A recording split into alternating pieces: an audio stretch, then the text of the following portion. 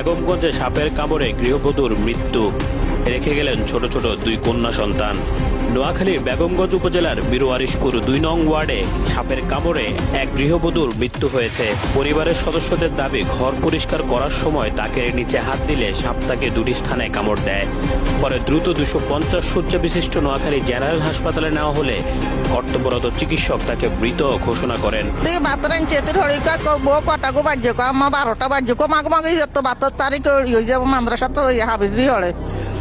দৌড়াদৌড়ি করে নিজে আবার নিজে টিফিন করে নিজে ভাত বাড়ি দিকে আমার আন্ন দৌড়ে নাই আনলে বুকরা হাতে লইছি।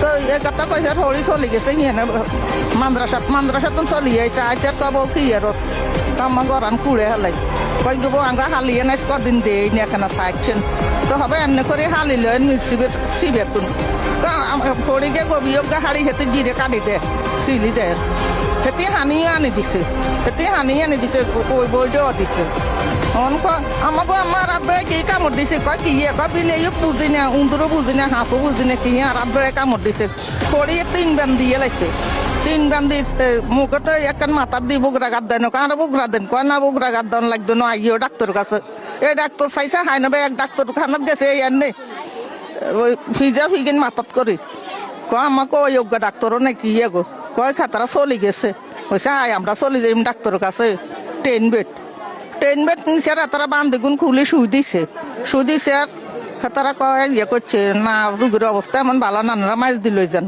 মাছ দিয়ে নিছে আর তখন আল্লাহর হুকুম হয়েছে মারা গেছে। আনে শুকাইছে তলে হাত দিছে আর হে হাফে কামড় দিছে আর এখান থেকে আমরা 3 বেডে নিছি আর তারা হাত বাঁধাতে আসছিল দুনো হাত হাতরা বাঁধ ছাড়ি দিছে। দেওয়ার পরে আমরা সব মাছ দিল গেছি হাসপাতাল, সরকারি হাসপাতালে নেওয়ার পরে হেতারা স্যালাইন ট্যালাইন দিয়েছে। দেওয়ার পরে এই ইংরে মারা যাইবার পরে আমরা অ্যাম্বুলেন্স ধরাই বাড়িতে লই আসি। আমরা মিরওয়ারিশপুর আমিন মার্কেট সামরাশি বাড়ি 2 নং ওয়ার্ড।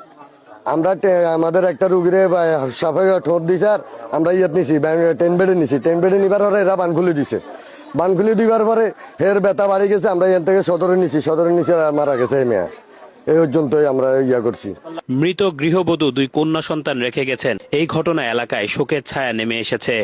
বর্ষা মৌসুমে সাপের উপদ্রব বেড়ে যাওয়ায় সবাইকে সতর্ক থাকার আহ্বান জানিয়েছেন স্থানীয়রা। ঘর বাড়ির আশপাশ পরিষ্কার রাখা, অন্ধকার স্থানে হাত দেওয়ার আগে সতর্ক হওয়া এবং সাপে কামড় দিলে দ্রুত হাসপাতালে যাওয়ার পরামর্শ দেওয়া হচ্ছে।